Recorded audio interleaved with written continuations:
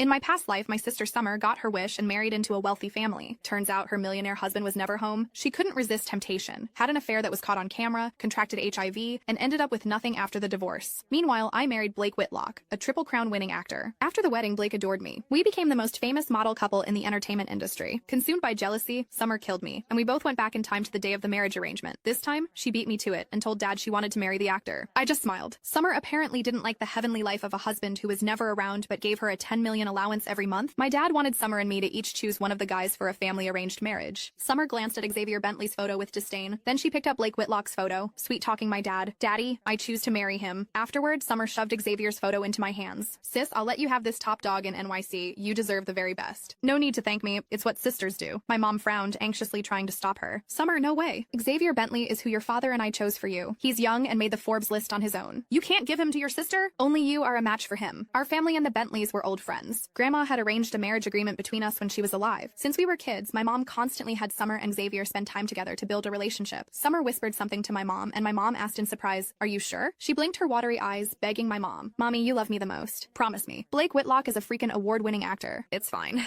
I want to play in the entertainment industry. My mom couldn't resist Summer's begging. She and my dad exchanged a look and agreed. Summer gave me a smug look, filled with provocation. She got close and whispered, "Enjoy that impotent husband, sis." Hearing Summer's words and her different choice from my past life, I knew she was also reborn. My mom looked at me, silent on the side, and said coldly, "Since that's the case, Juniper, you'll marry Xavier Bentley. But since you got this lucky break, you have to compensate your sister." My mom thought for a moment, and without even asking if I agreed, she decided how I would compensate her. She said, "You'll transfer 5% of the company's stock you own to your sister." My dad patted Summer's head, saying softly, "Then Daddy will give you that skyscraper downtown. I won't let my baby girl suffer any grievance in the Whitlock family." All right, the marriage with the Bentleys and Whitlocks is settled. I laughed silently to myself. I only had 5% of the company's stock. My parents gave Summer 10% when she turned 18, but never gave me anything. Now, they wanted to take the little I had left and give it to her. Even though I knew my parents always favored Summer since we were kids, this blatant favoritism still made my heart ache. They didn't care about my feelings. They only thought that as the older sister, I should give in to my younger sister. But now, I didn't care about my parents' favoritism anymore. Xavier Bentley was generous. His betrothal gifts included 7% of the Bentley Group's shares. Besides giving his wife an unlimited black card, he also gave her $1 million